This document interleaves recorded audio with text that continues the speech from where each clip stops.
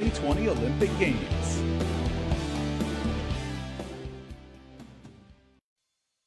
KUAM News Headlines is presented by Calvo's Insurance, serving Guam for 80 years. Matson and the Adahi Tanu program. Cars Plus reminds you to put your phone down while driving. Distractions won't get you there. Heads Up Guam, IP&E, Fueling Excellence, McDonald's of Guam, I'm Loving It, and King's Restaurant, located in Tamuning and Dededo. Always open, always local.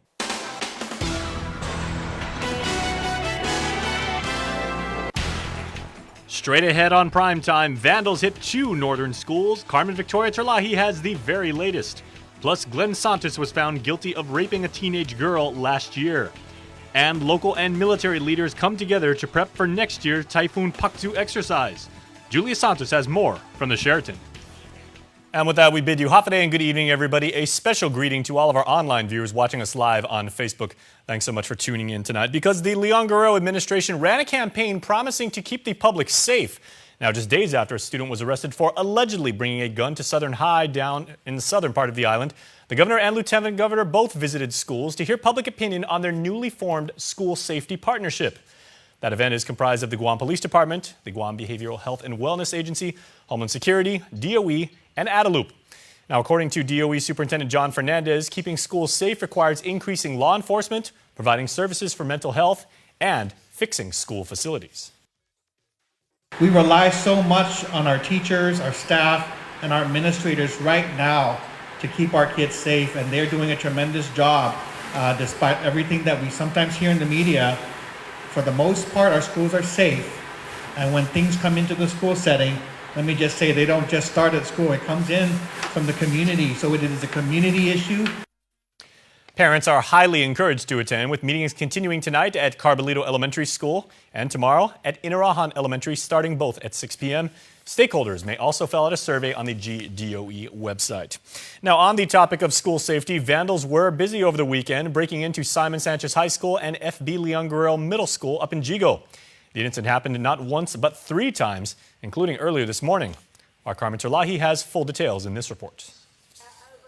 Students made their way to Simon Sanchez High School Tuesday morning to find hallways littered with graffiti. School staff spent the afternoon working hard to clean up the mess. This most recent incident, just one of 2 other break-ins reported over the weekend at both Simon Sanchez High School and FBLG Middle School. This school year alone, nearly 10 other cases were reported. Superintendent John Fernandez says he suspects it was students again. The reason why we think it might be students is because they're not stealing anything of great value, but they're breaking in, spraying, the fire extinguishers, damaging property. Hitting both inside and outside classrooms, doors needed to be replaced. Vandals also left with snacks and other small items like guitars.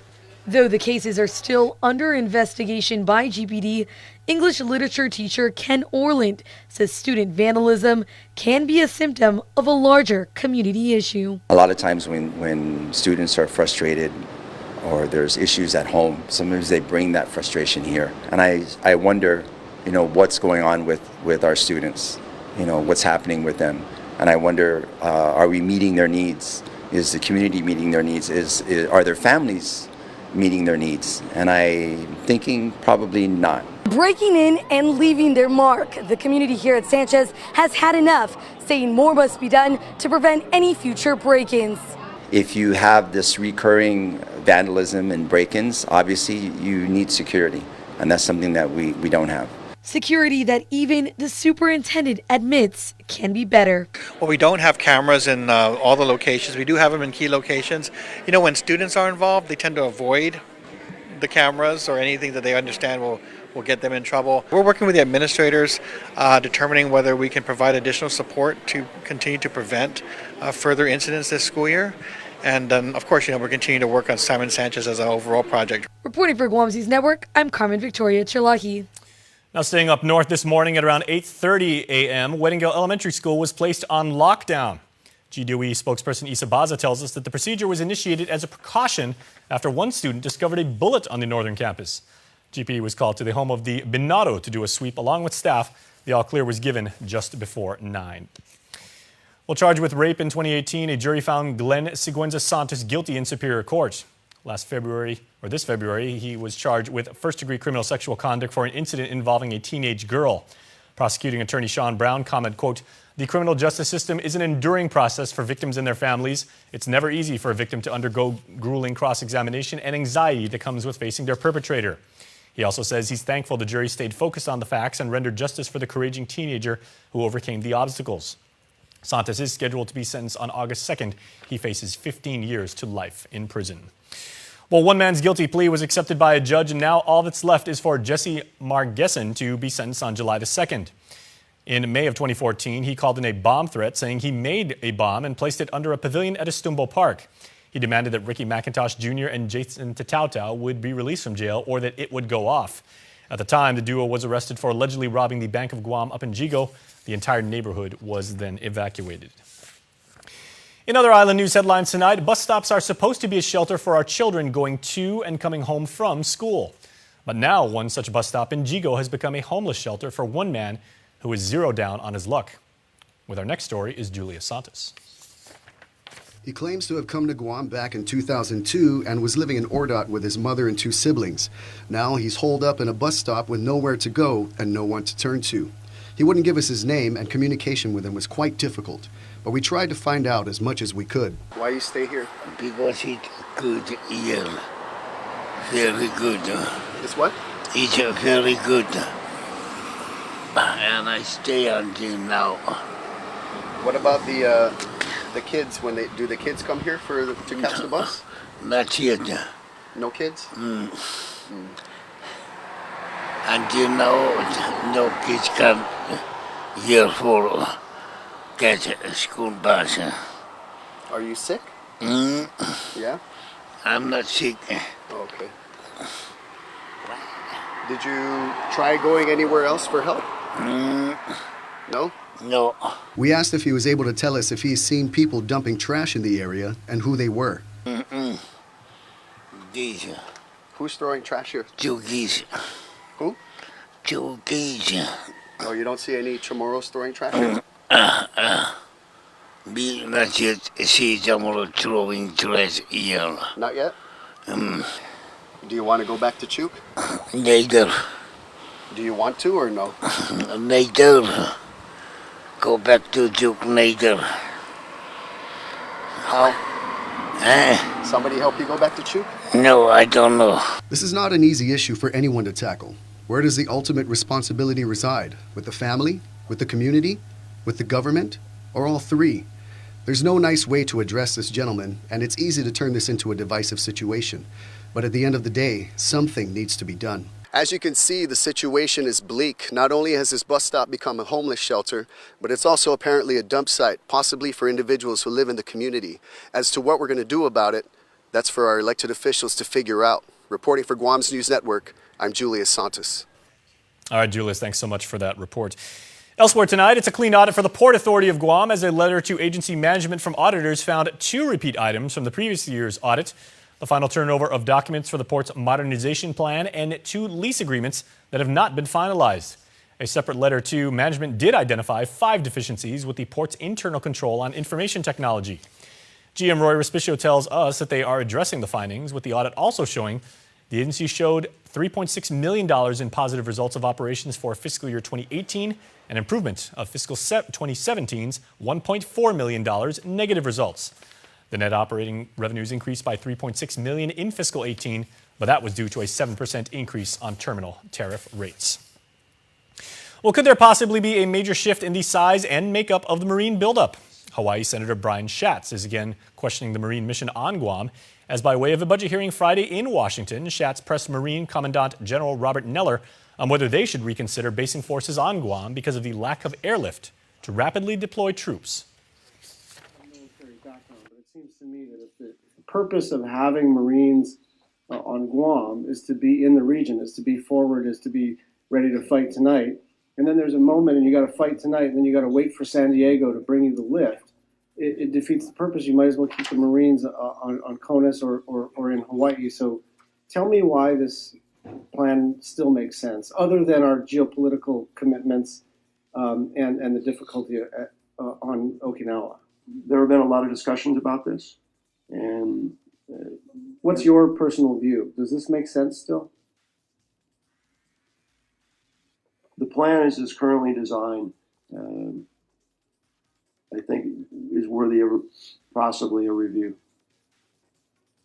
That's my personal professional opinion. Thank you. Roger, saw copy. The general responded earlier that in order to rapidly deploy troops of any significant size, they would have to rely on strategic lift aircraft or high-speed amphibious vessels from outside Guam, such as Japan or the U.S. West Coast.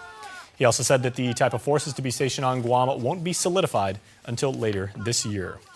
Well, on that topic, Governor Leon Guerrero was not aware of Hawaii Senator Schatz's comments and has not heard any of the changes to the Marine relocation plan. The island's chief executive says she just met with Guam-based military leaders and was reassured they remain on track to bring as many as 5,000 troops to Guam from Okinawa.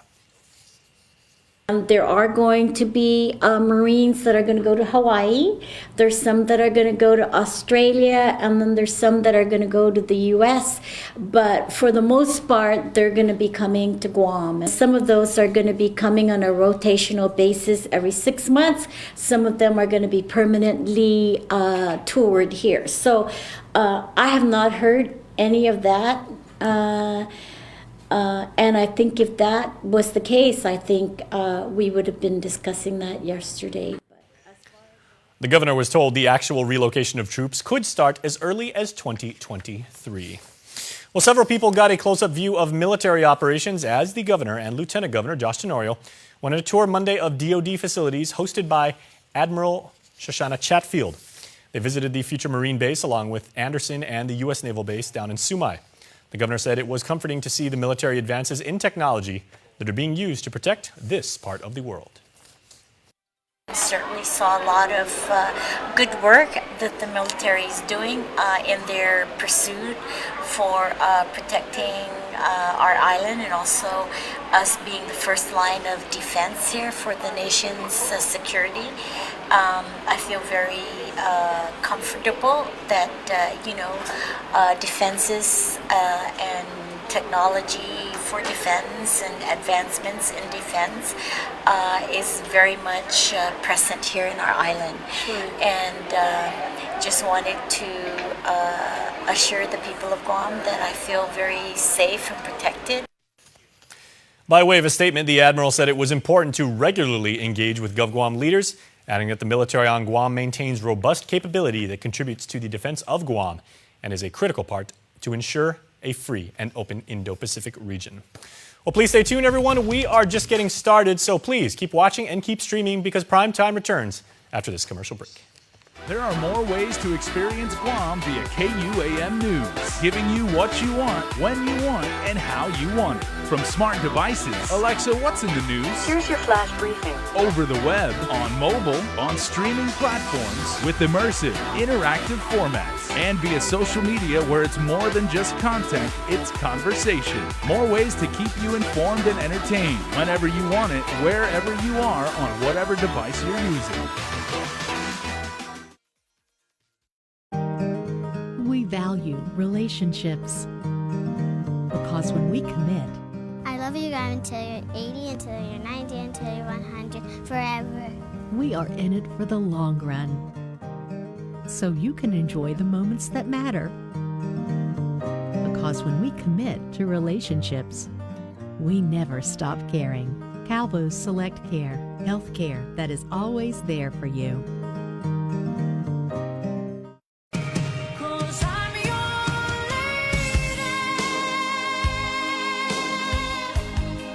The most delicious union of all time is now on Guam. Kentucky Fried Chicken and Waffles for limited time at KFC.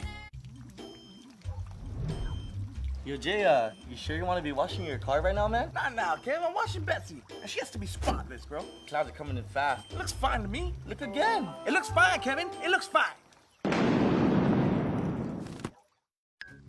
You know what makes more sense than Guam's weather? Using your Bank of Guam credit card at any Shell station to save 6% on gas purchases. Call, click, or visit for more details. Make more sense. Bank of Guam, the People's Bank. Member FDIC.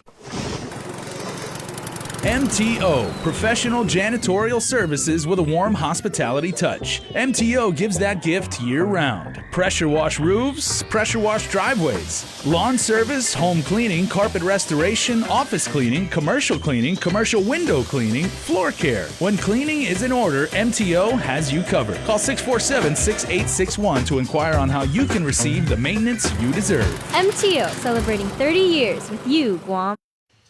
Welcome back to Primetime, my friends. Now hiring a chief financial officer for your government. Chris Barnett has our next report.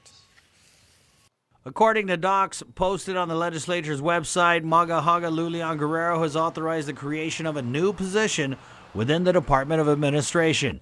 DOA's CFO position, or Chief Financial Officer, would be the highest level of accounting responsible to manage complex budget accounting and payroll functions. Now, the CFO would also analyze cash flow, cost control, and expenses.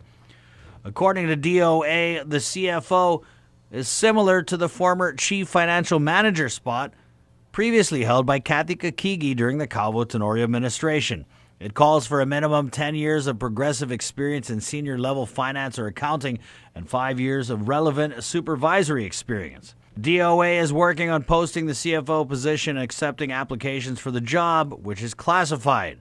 The CFO will be doing pretty good financially, as the pay range for the position starts at $81,522 and tops out at $144,000 a year. However, DOA does not have to start the CFO at step 1 and can pay higher than that step based on the hire's qualifications. According to a flowchart, DOA's deputy financial manager would serve under the CFO. It's not clear if the CFO would duplicate any duties already being performed by Chief Advisor on Economic Affairs, former Governor Carl Gutierrez, Chief Advisor on Fiscal Discipline, Bertha Duenas, the Bureau of Budget Management and Research, or DOA's existing management team. For Guam's News Network, Chris Barnett reports. Now, we did reach out to Adelup spokeswoman Janela Carrera, but she has not responded to us at this time.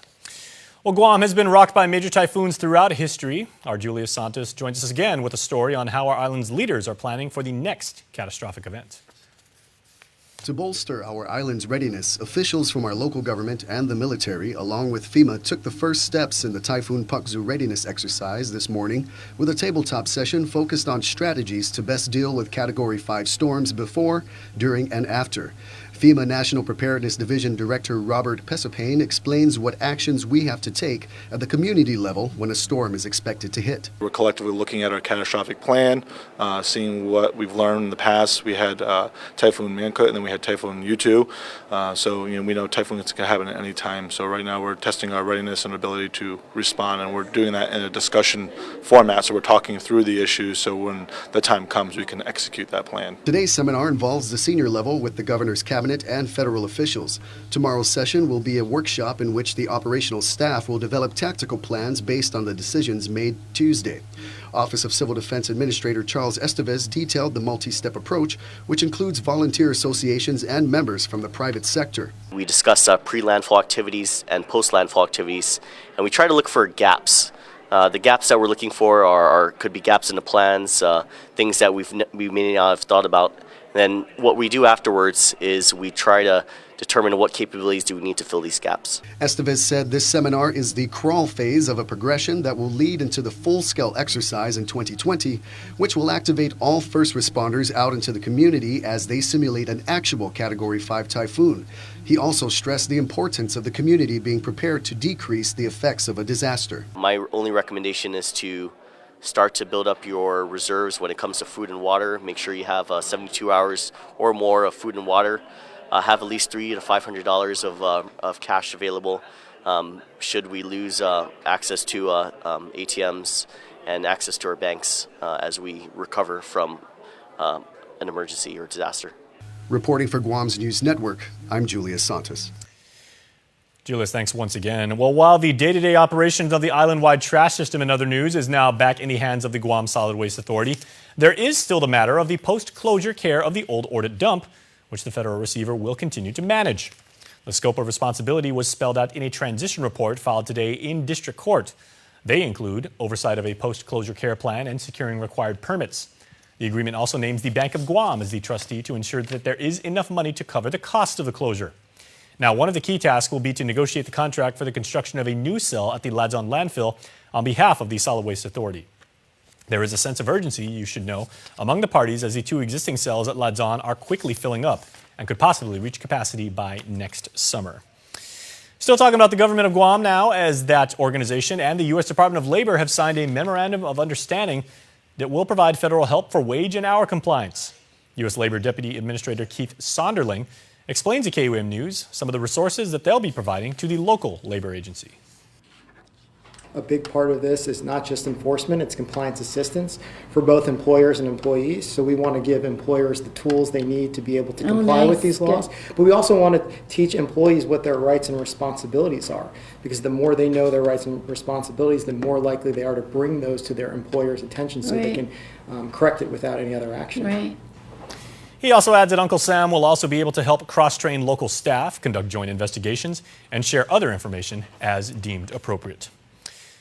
Well, it takes 19 villages, so says Governor Lulian Guerrero, as in her inaugural address. This is precisely what it's going to take to help keep the island community safe. Our chief executive says safety is a priority for her administration, acknowledging that they're making the necessary steps to make the community a safer place for all Guamanians. For the past few weeks, several events have happened that I think require us to speak about more openly and more often within our community. Burglaries, sexual assaults, child abuse, and traffic fatalities are some of the serious issues that have made recent headline news. I want to thank each of you for doing your part to help us with this island-wide effort, for speaking out when you see something, for calling 911 or Crime Stoppers, even if it is to report on a family member. We all need to do our part to make Guam a better place, and I want to thank those of you who are helping us to do so. Again, that is Ms. Leon Guerrero's first address, which she plans to release monthly. You can view it right now on our website at KUAM.com. Please stay tuned. We are back right after this.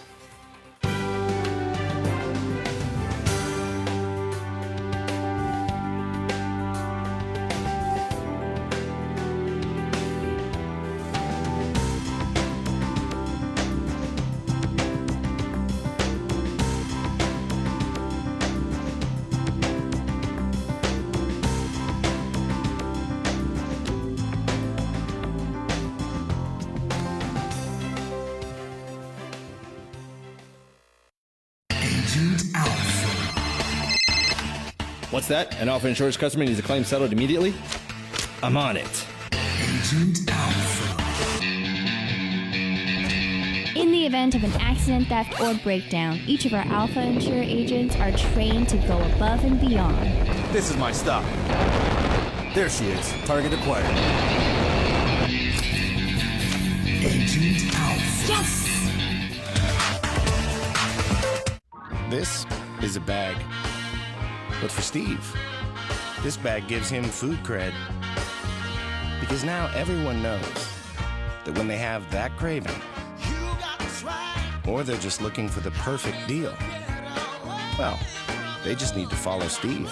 Follow him all the way to the new McTerry Deluxe at McDonald's. It's an all-beef patty smothered with teriyaki sauce topped with lettuce and tomato on a sesame seed bun.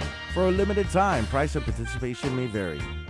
Legends aren't born, they are made. And during our Jeep Celebration event at Cars Plus and Mighty, you'll receive up to $6,000 in accessories with the purchase of a new Jeep Wrangler, Motor Trend SUV of the Year. Customize your new Jeep to the way you want it. Or how about a new Jeep Grand Cherokee? Save up to $5,000. Or save up to $7,500 on a new Jeep Compass Sport. It's our Jeep Celebration event going on now at Cars Plus and Mighty. Cars Plus, driven by you. I am track winner. I'm a boarder. I'm a golfer. I'm swimmer. Hey, neighbor. Teray is a proud sponsor of Special Olympics Guam. Let me win.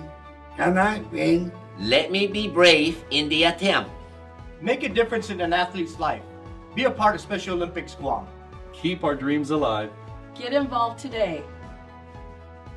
KUAM Sports is presented by Triple J.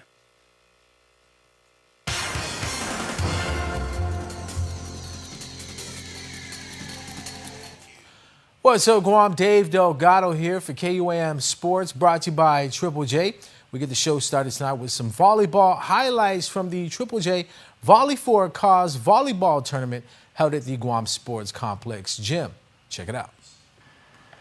The second annual Volley for a Cause fundraising tournament hosted by Triple J came to an end after 2 weekends of competition. The co-ed tournament featured 20 recreation teams and 4 competitive teams taken to the court at the Guam Sports Complex Gym. Funds raised will go to the annual Relay for Life, the signature fundraising event for the American Cancer Society Guam chapter.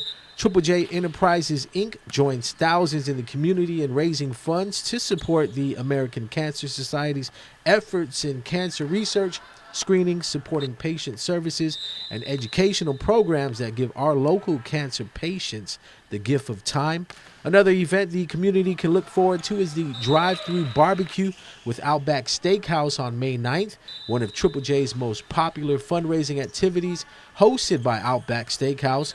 All you have to do is drive into the parking lot of Triple J's main headquarters in front of Kmart, right into the parking lot of the dealership for Outback's pop-up drive-through barbecue fundraiser.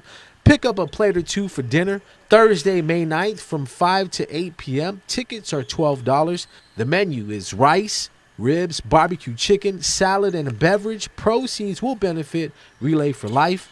Let's run through the winners from each division. IT&E were crowned Recreational Division champions. The All-Stars finished in second place for the Recreation Division. Issa Hits took the Competitive Division Championship title. Ashy Kids finished in second place for this year's Volley for a Cause tournament. GHRA hoops between ST Corp and KFC. Edgardo Baza with a dump-off pass to Jeff Ignacio for the pull-up jumper baseline. ST Corp with the slim lead in the second half. KFC's TK Irwin wide open on the outside, spots up and knocks down the deep ball. Ignacio calling for the ball down low, bounce past teammate Mike Bork. Ball rolls off the iron. Ignacio with the deflection finds Bork cutting to the basket. Mike makes good on his second attempt with the tough reverse lay-in. KFC pushing the ball off the turnover. TK to Valvano Irwin. Sick behind the back pass to Logan Hopkins for the left-handed shot off glass. Ignacio saves the ball here from going backcourt. Alfredo Royster gets the pass and buries the three-pointer. ST Corp picked up the win 54-38 to improve to 3-0 on the season. Royster with 15 points in the win. UOG's men's soccer team will be facing FC Barcelona this Friday, May 10th at the GFA National Training Center at 7 p.m. The GFA Challenge Cup is presented by Jamaican Grill. The Tritons had a bye in the opening round, while FC Barcelona is coming off a win over Geno's FC 12-1. UOG's last game was played April 14th during the Amateur League season.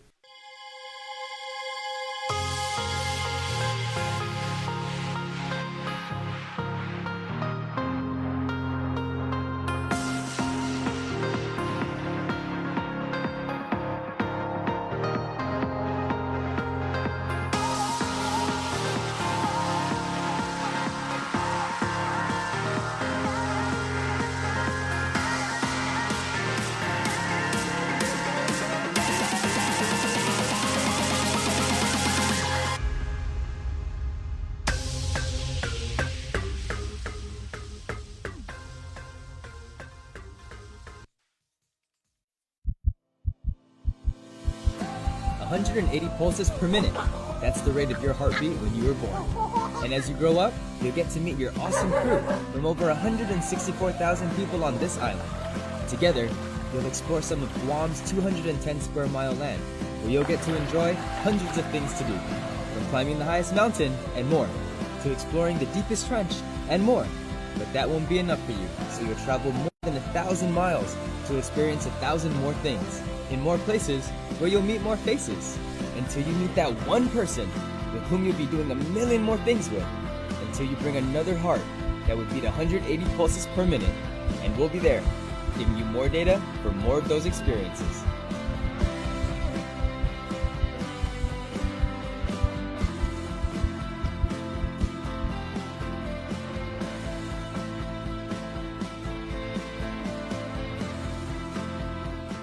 At Island Cancer Center, we treat our patients and their families like our family.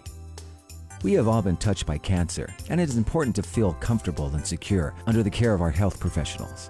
You can count on us for skilled cancer specialists, the most advanced cancer-fighting technology on the island, and a commitment to caring for you or your loved one with compassion, respect, and empathy. Our family, treating your family. Island Cancer Center, located on Guam Medical Plaza. Visit us at islandcancercenter.com or call 646-3363. Triple J says yes. Easy financing? Yes. Easy trade-in? Yes. Fast and friendly? Yes. Find the car of your dreams like our Mazda CX-3 at only $19,995 or the Honda HR-V at only $180 per paycheck. Get top market value on your trade-in, explore payment options that work for you, and get pre-approved instantly. We'll even go the extra mile to deliver your vehicle to your home or office. Triple J says yes. Just click, pick, drive, and purchase your next vehicle at triplejguam.com today. Triple J, customers first. And finally tonight, we want to say happy birthday to some very special Guamanians, extra special Guamanians in fact. These are tonight's Cold Stone Creamery Birthday Club recipients. They are led off by Emiliana Cruz, who celebrates birthday number 9 today. This comes from Mom, Nick, Nana, Ailey, Chevy, Landon, and Sophia, and the rest of your very, very proud family. Also, happy birthday to Joseph Blas, visiting my son from Ipan, Talafofo, and wishing him a very happy 11th birthday. This comes from Mom, grandparents, aunties, uncles, cousins, and of course, Nina and Nino. That's awesome. Michael Meno celebrates a birthday today. I know many Michael Menos, but this Michael has a birthday today. To my amazing husband, who never ceases to amaze me, thank you for who you are and all that you do. I love you, says Jane. And if you would like to be a member of the Cold Stone Creamery Birthday Club, it is super free and super easy. All you got to do is go to KUAM.com, fill out the little form, send us a picture, register, and then tune in. It is that simple. Carmen is up next with health, home, and lifestyle. Please stay tuned. Closed captioning is brought to you by IT&E. Explore your world.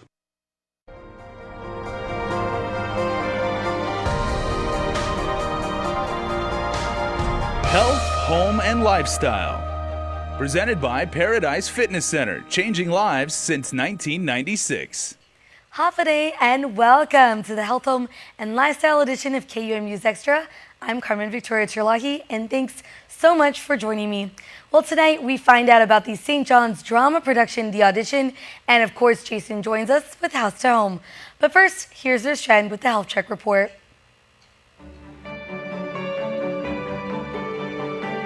Health Check with Nurse Jen is presented by Island Cancer Center. Half a day, I'm Nurse Jen, and you're watching Health Check. Being overweight is a sensitive subject that no one wants to discuss. But did you know being obese is actually a medical condition that occurs when a person carries excess weight or body fat that might affect their health and wellness? According to NIDDK, everyone should know two numbers. We all should know our own BMI and our waist size in inches. Knowing these two numbers will give us a frame of reference regarding possible health risks. Typically, a doctor will diagnose an individual's weight status based on their body mass index or BMI.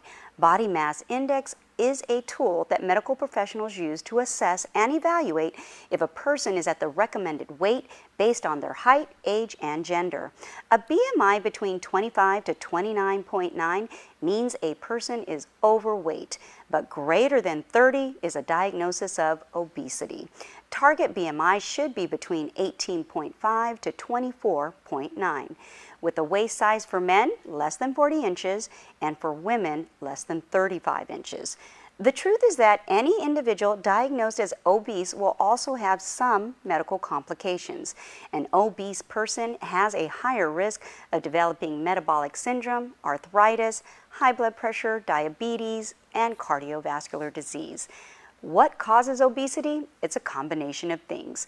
First, what you eat is important. Some foods are more likely to lead to weight gain, especially foods that are fried, fatty, processed, and have high sugar in it. A second culprit is living a sedentary life, sitting at an office desk all day, playing on your mobile device all day, laying on the couch watching TV, or just being on the computer all day. These are acts of a sedentary life. The less a person moves, the fewer calories they're going to burn. A third culprit that many people don't think of is lack of sleep. You should sleep 6 to 8 hours every night. It's been proven in every research study over and over again that sleep deprivation significantly increases obesity in both adults and children. And finally, have you considered the medications you've been prescribed? The Journal of Clinical Endocrinology and Metabolism has shown significant weight gain in people taking some antidepressants, anti-arthritis, antipsychotics, and anti-seizure medications. Your best bet is to ask your doctor or pharmacist if the pills prescribed cause weight gain. It's simple, but not so simple. A person who consumes a diet that consists of mainly fruits, veggies, grains, and water will most likely maintain a healthy weight. But sometimes this is not enough. You could still be at risk if you have genetic factors that predisposes you. Maintaining a healthy weight or losing through diet and exercise is one way to prevent or reduce obesity. Don't change that channel. We'll be right back with more Talk. I'm Jen Artero, registered nurse, reminding you, don't wreck yourself, health check yourself. Health Check with Nurse Jen is presented by Island Cancer Center. Thanks, Nurse Jen. Well, there's still so much more to come on Extra. Keep it here. You can't always believe what you see. Like if I told you, hidden in the depths of this soft taco, you'd find crunchy, melty nachos. Would you believe me? Or are you just seeing things? The new loaded nacho taco from Taco Bell's Cravings Value Menu. Value beyond belief.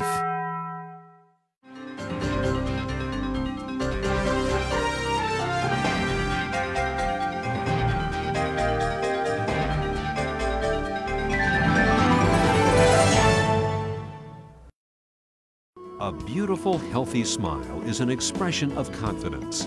The more confident you are about your smile, the more likely you are to fully express your feelings without having to worry about the way your teeth look. Before cosmetic dentistry, I didn't smile as much. I didn't have the confidence, and it shows. And since I've had cosmetic dentistry done, I feel 10 times more confident.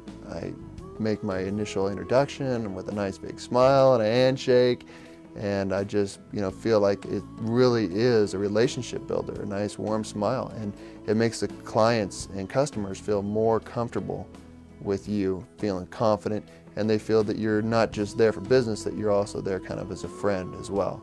So I mean, it's amazing how powerful a smile can be. A good smile. Since your smile makes a significant impression on those around you, it is important that it makes the impression you want it to make.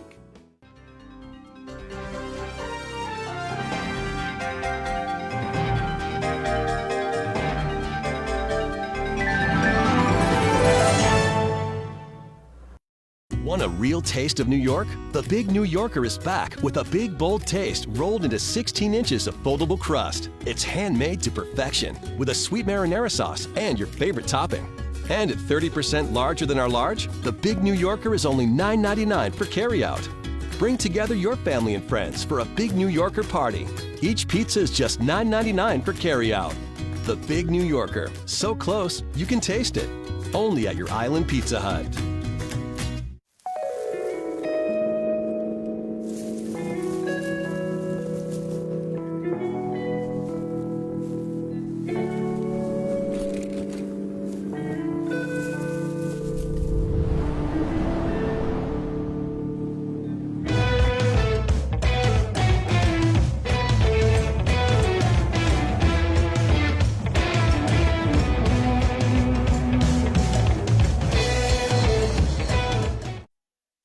Stranger to this show, to KUAM, welcome back home. Thank you, thank you. It's nice to be here. Tell us a little bit about this play. The Audition is a play, like I mentioned earlier. I haven't heard about it just yet, and that is because it is an original piece. It is. So actually, usually I write 1 to 2 plays a year. I like to write my own. Pretty much because, the reason why is because I have usually a lot of students. And so there's about 46 students in this play. Wow. But I had a student, I was going to write something that was really dramatic. Mm-hmm. And then I had a student who went and actually auditioned for a show on Guam. I'm not going to mention what it was.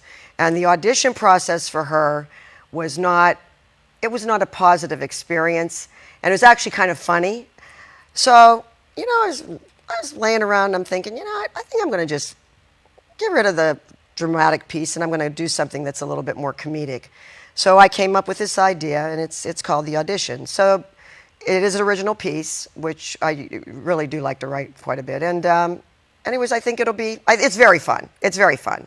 So it's kind of a spoof on, it's not really a spoof on America's Got Talent, but it kind of has that feel to it. Right. And so it kind of starts with this, the Royal Variety show in England, and something happens. So they have to have an audition in order to find the star of the show. Wow. And even though it sounds very basic, the show is anything but basic. So there's a lot of great characters, and that's what I like about it. And so it's really fun. I believe it. I mean, any audition that I've ever done has also been really nerve-wracking. I can't even think about it too much. And there's a lot of funny stories. What kind of personal connection do you have to this play? I know as a writer, a lot of times we write pieces and we feel very connected. I think for this, it's just, I think whenever this girl came and, you know, she was telling me about her audition, she called me up and she was telling me about it, and it was pretty embarrassing for her. I think what happened was I just decided that I think, yes, like you said, I think all of us, anybody who loves to sing or dance, and you've gone to some sort of audition and you've blown it for some reason, or, you know, maybe the director didn't have you in mind. Mm-hmm. I think we all have a story like that.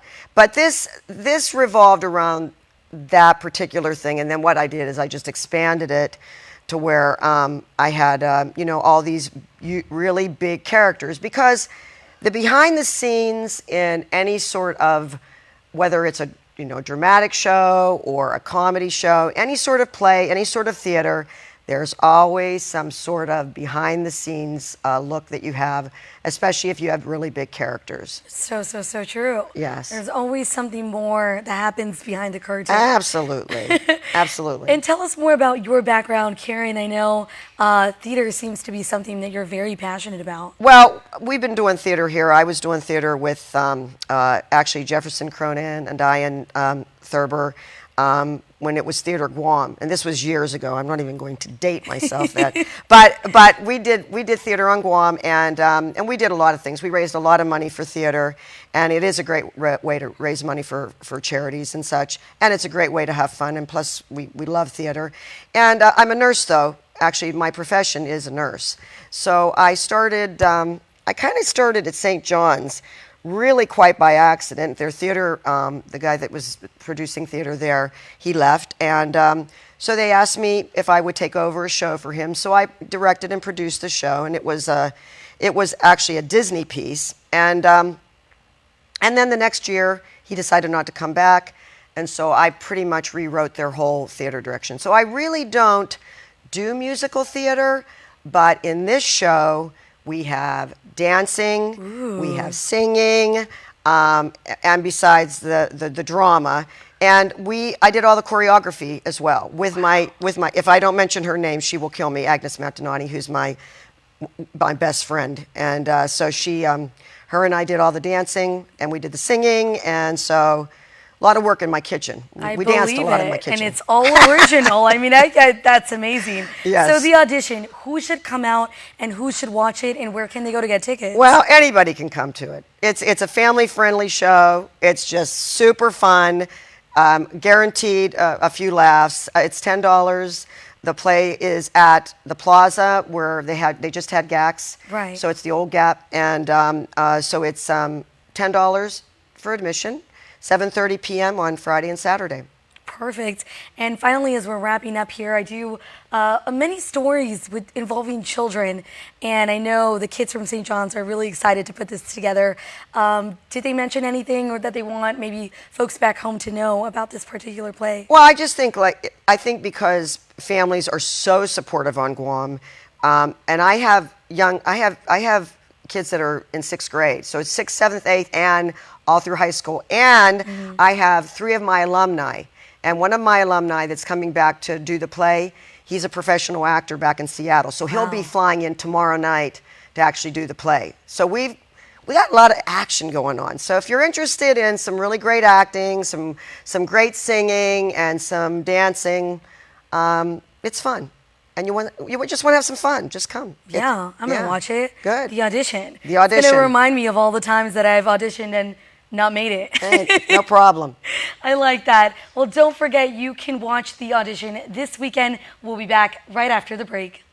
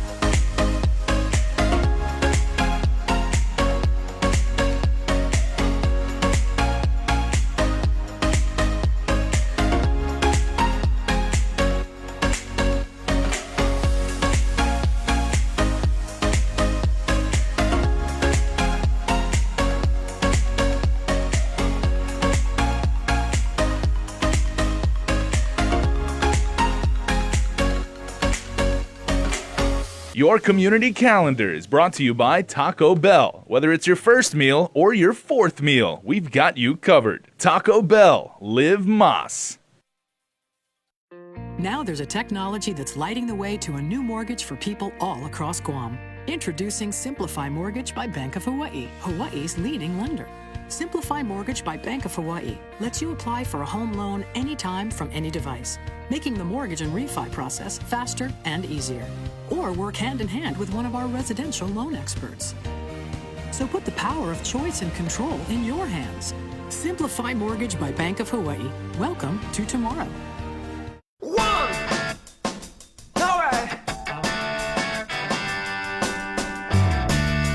Come on!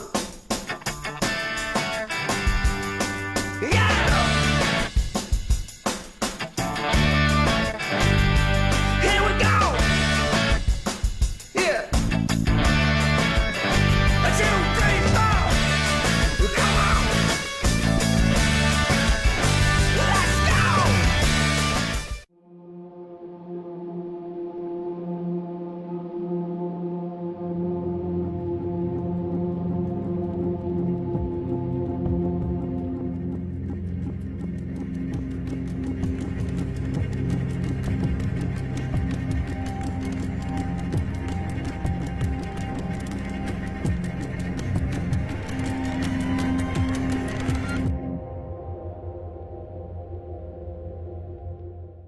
Legends aren't born, they are made. And during our Jeep Celebration event at Cars Plus and Mighty, you'll receive up to $6,000 in accessories with the purchase of a new Jeep Wrangler, Motor Trend SUV of the Year. Customize your new Jeep to the way you want it.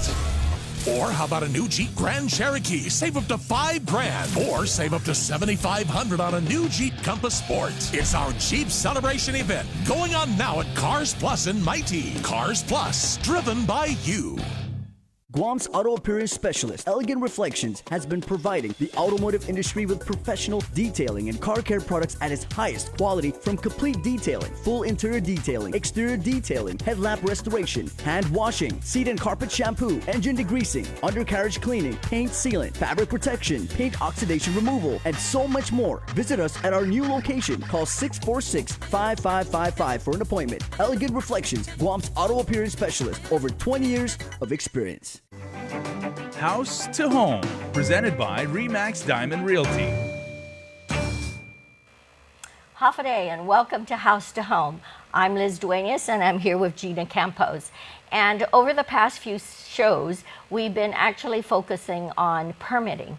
And we've been interviewing different people, including the Lieutenant Governor, who has a project to help streamline our permitting process to help you, the consumer, have a better way of processing your permits. So today we have our task force chairperson, Bert Johnson, and we're gonna talk a bit about what he's doing to help in the process. Bert. Thank you for allowing me to speak about the process. We're basically looking at the building permit and the business license processes to determine, first of all, what's happening right now, okay? And then determine how best to change it if it needs to be changed. And part of the process that we've gone through right now is to take a look at just the evidence, what's out there right now, talking to both the people that are in the building permit process and people that are trying to get building permits and business licenses processed. And it's just evidence gathering right now. But we're also taking a look at other communities. How are they handling this type of stuff? Because we can't be unique in this situation. This is happening elsewhere, and there are some other best practices out there, and we're taking a look at those also. You know, Bert, what I get concerned about is the best practices elsewhere. I mean, I've seen where the government of Guam has looked at best practices elsewhere, or even what do other areas charge for this fee or that fee, and they're applying it to Guam. And sometimes, I mean, the concept is great, but it may not be applicable. Absolutely, Yeah, absolutely. and I hope you guys take that into consideration I've seen that also, too. right? But I've seen that also, and I understand that if you want to solve a problem, you need to understand the problem first. Okay, and you have to sit down and take a look at what is the rationale. Why are they doing these different things? Is it a legislative mandate? Is it a regulatory mandate? Is it just a discretionary mandate that they're doing? Why are they doing these things? And then asking them if they had an opportunity to change it, how would they change it?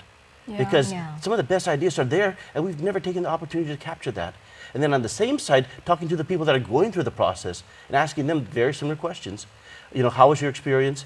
And if you had an opportunity to change this, how would you change it? Because both sides have gems of ideas that can improve even the best practices that are happening in the States. Right, but some of the processes are redundant. I mean, we've interviewed some of the contractors, and they would go to one agency and then have to repeat what they're doing with the second agency. And remember, they have to go to, what, 6 or 7 agencies, and if there's redundancy for each agency, it's a waste of time. Again, understanding what the mandates are and understanding the logic behind that. And it doesn't matter whether you're applying for a job or for a bank loan. You got a lot of redundant processes there. And so all of these different processes have to take a look at and understand, first of all, what the process is, what's the logic behind these processes, and if it's redundant, how can we reduce that redundancy? Because redundancy causes time and effort. So right now, Bert, in your committee, what is the first step the committee has taken? I am in the process of applying for a building permit. And one of the things that and you know, being in real estate, we're always promoting, Liz and I are always promoting when we come across developers, contractors, building what we consider affordable housing. And to us, affordable housing is, nowadays, it's a shame to say, but if it's under $325,000, to us, it's affordable housing. Yeah, because you know it can move. We know it can, we know there's a lot of people in the community that are looking for that price range. So, I mean, in the past, affordable housing was under $200,000. We can't even, that's not even a conversation anybody wants to have because they can't afford to build. Even a Quonset hut's going to cost you more than that.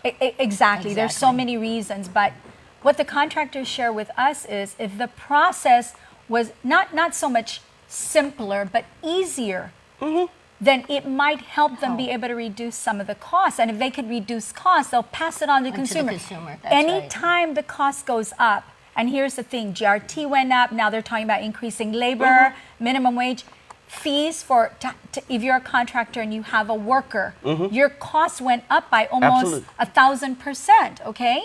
Yeah, it went up. Fully understand that. This gets passed on to the end product buyer. Because if you don't pass it on, you're running at a loss. And this is what the government fails to understand. It gets passed on. Our home buyers are paying for it on that end. Yeah, the few that are home buyers, a lot of them are renting now because they can't get into that market. Because they can't afford it. Fully understand that processes have a cost associated with them. And this is an area where the government of Guam has control over. And so if they can control it and reduce it, they can those savings can be passed on to the consumers. Fully understand that process. Fully understand. So in your committee, where are you guys starting first? I mean, what's for building permits specifically? Because that's what we're most interested in. Well, the committee we broke into two subcommittees, one on business licenses, one on building permits, so that we could do these things concurrently. And on both processes, the first thing we did was to go to the regulatory agency and said, what is your flow chart? Let me see your flow chart. Do you have it documented? And we have received some flow charts, and we've had some presentations by some of the different agencies on what their processes is, so we can understand that process, why they're doing it. Talking to them about the logistics of it. Also taking a look at the rules and regulations, making sure that they have a clear mandate, or whether it's an interpretation of a mandate. We're fortunate that in this committee we've got a lawyer on board that can help us review some of the rules and regulations. So we've collected all of those, the rules and regulations, the Guam code, all the different things that are considered mandates that are placed on these agencies. Because if there's a mandate placed on it, they don't have discretion. Okay? Yeah, and that's so, right. That's right. And then we have to take a look at that mandate and say, wait a second, is that still a valid mandate? That's you know, right. and all of those things have to be taken into consideration. And this is why looking at best practices elsewhere can come back and question some of our mandates. If it's not necessary over there, why is it necessary over here? Yeah. And we fully have to understand that the regulatory agencies have a public interest to protect.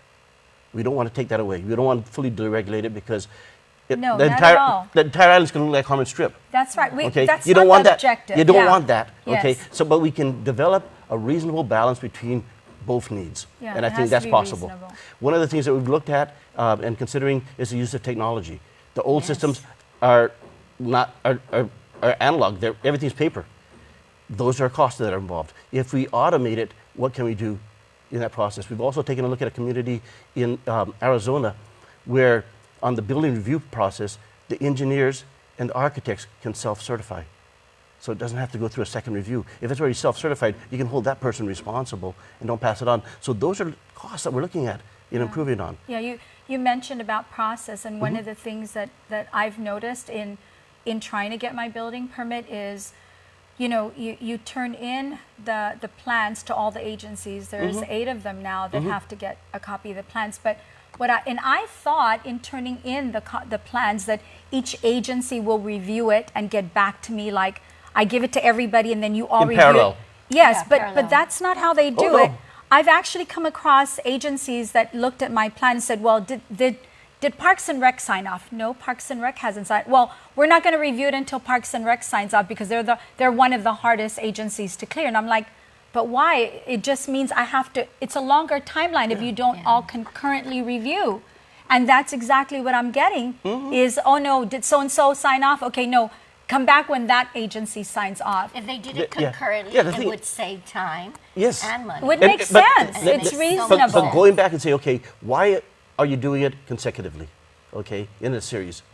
Understanding that logic and say, okay, that logic may not be valid if we do this, Yeah. and find some different a tweaking of the process. A tweak, Yeah. yes. And I've been there. Definitely need a tweak.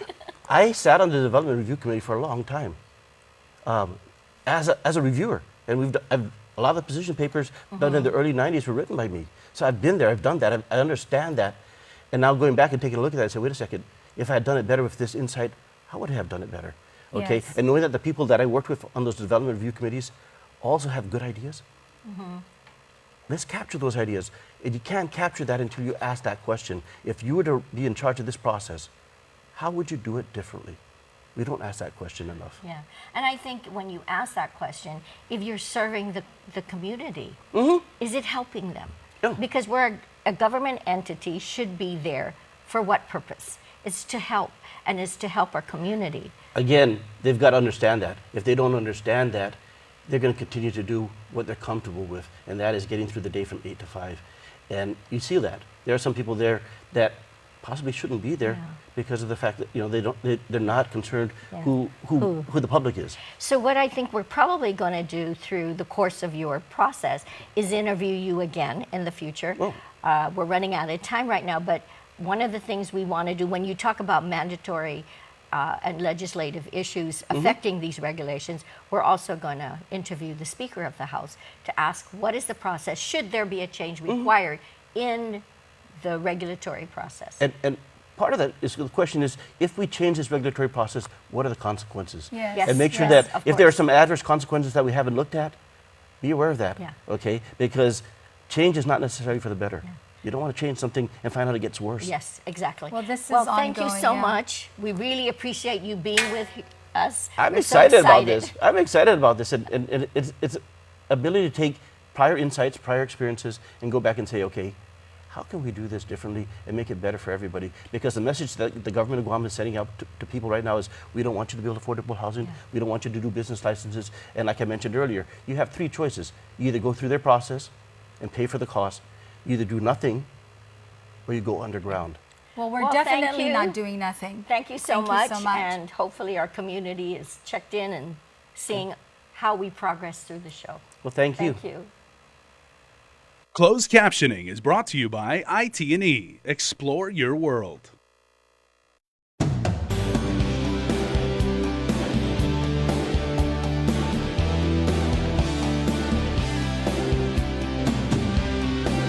This primetime lineup is brought to you by IT&E. Explore your world.